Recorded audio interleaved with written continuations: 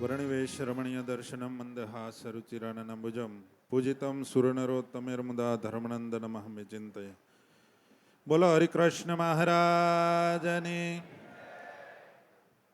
જય જયકાર. બરાબર ન થાય. બોલો લક્ષ્મી નારાયણ દેવની.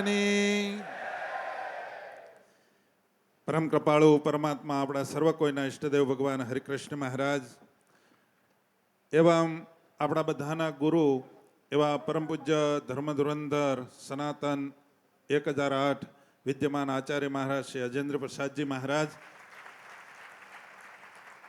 એવં ભાવિ આચાર્ય મહારાજ લાલજી મહારાજ શ્રી નુગેન્દ્ર પ્રસાદજી મહારાજ, પુષ્પેન્દ્ર પ્રસાદજી મહારાજ, યજ્ઞેન્દ્ર પ્રસાદજી મહારાજ, દિગ્વેન્દ્ર પ્રસાદજી મહારાજ અને એસપી સ્વામી, ઘનશ્યામ સ્વામી, કેપી સ્વામી આદિ સંતો, શ્રીજીના લાડીલા સર્વે ભક્તજનો.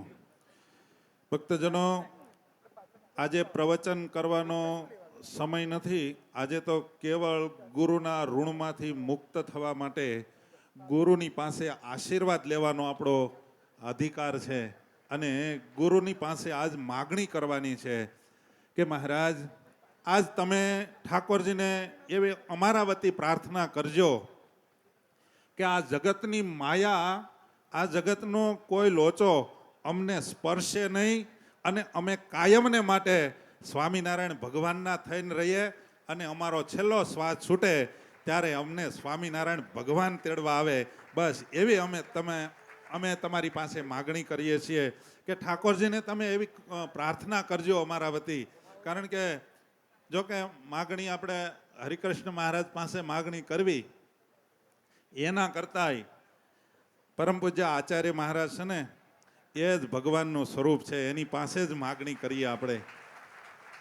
મહારાજ કે વડતાલની અંદર લક્ષ્મીનારાયણ દેવ, ધોલેરાની અંદર મદન મોહનજી મહારાજ, જુનાગઢની અંદર રાધારમણ દેવ, ગઢપુરની અંદર ગોપીનાથજી મહારાજ, એનું બીજું સ્વરૂપ તમારે જોવું હોય તો વડતાલની અંદર રઘુવીરવાડીની અંદર ધર્મકુળ પરમ પૂજ્ય ધર્મ ધુરંધર 1008 આચાર્ય મહારાજ શ્રી અજેન્દ્ર પ્રસાદજી મહારાજ એમનું એ અપર સ્વરૂપ છે. ભક્તજનો, જીવનમાં એક વાત કાયમ માટે યાદ રાખજો, આ સંપ્રદાયની અંદર આપણે મોક્ષ મેળવવા આવ્યા છીએ, મોક્ષ કરવા માટે આવ્યા છીએ, નહીં કે આપણે આપણું ધાર્યું કરવા માટે કે આપણો ઈગો જમાવવા માટે કે માન મોટપ મેળવવા માટે આ સંપ્રદાયમાં નથી આવ્યા.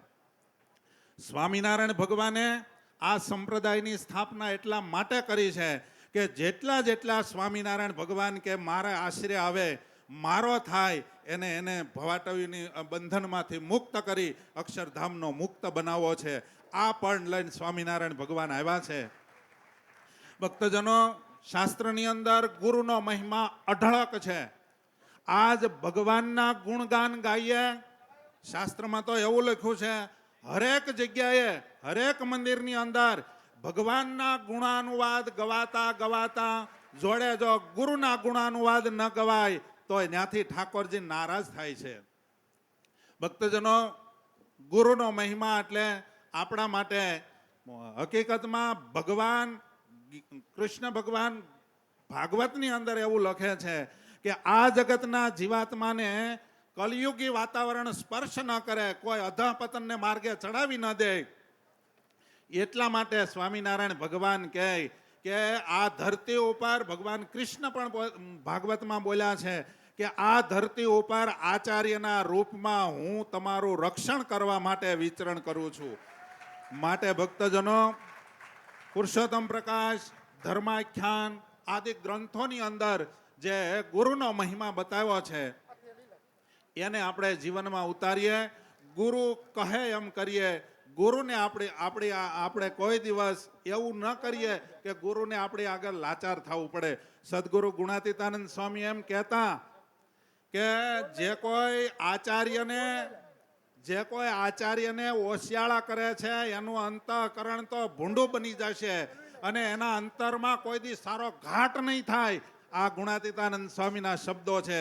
ભક્તજનો, કોઈ દિવસ આપણા ગુરુ આચાર્ય મહારાજ શ્રી અજેન્દ્ર પ્રસાદજી મહારાજ અને ભવિષ્યમાં આપણા ગુરુ બનવાના છે એવા ભાવિ આચાર્ય લાલજી મહારાજ શ્રી નુગેન્દ્ર પ્રસાદજી મહારાજ એને કોઈ દિવસ ઓશિયાળા ન કરીએ. આ કરીએ તો જ આપણે ગુરુ પૂર્ણિમા ભરી બરાબર સાર્થક કહેવાય. આ ગુરુ પૂનમને દિવસે ઠાકોરજીને પ્રાર્થના કરીએ કે અમારું અંતઃકરણ પવિત્ર બને અને કાયમને માટે અમે મહારાજ તમારા થઈને રહીએ. ભગવાન સ્વામિનારાયણના થાશું ને એમાં બધું જ આવી ગયું. એટલા માટે વિશેષ સમય ન લેતા આપણે પરમ પૂજ્ય આચાર્ય મહારાજ આપણા બધાના ગુરુ એવા ભક્તજનો, આવા ગુરુ આપણને ન મળે. બાકી આખી દુનિયા અત્યારે ધન વાહે દોડે છે. અત્યારે આખી દુનિયા માયા પાછળ દોડે છે અને માયા આના પગ પકડે છે. ક્યાંક અમને માગ આપો. જે આને પકડશે, સત્સંગી જીવનમાં લખ્યું છે કે ભગવાન અને મારા સ્થાપિત આચાર્ય એને આશરે જેટલા જેટલા રહેશે એને દેહાંતે હું દિવ્ય ધામની પ્રાપ્તિ કરાવીશ, એમ ભગવાન સ્વામિનારાયણ પોતે બોલ્યા છે. માટે આપણે વિશેષ કાંઈ નથી કરવાનું. બસ સ્વામિનારાયણ ભગવાને બતાવેલા સિદ્ધાંતમાં રહી, એના બતાવેલા માર્ગની અંદર રહી આપણે આપણો છેલ્લો શ્વાસ છૂટે ત્યાં સુધી બસ આ જ કરીએ. એ જ ઠાકોરજીના ચરણારવિંદમાં અને પરમ પૂજ્ય ધર્મકુળના ચરણારવિંદની અંદર પ્રાર્થના કરી મારા વક્તવ્યને વિરામ. અસ્તુ. જય સ્વામિનારાયણ.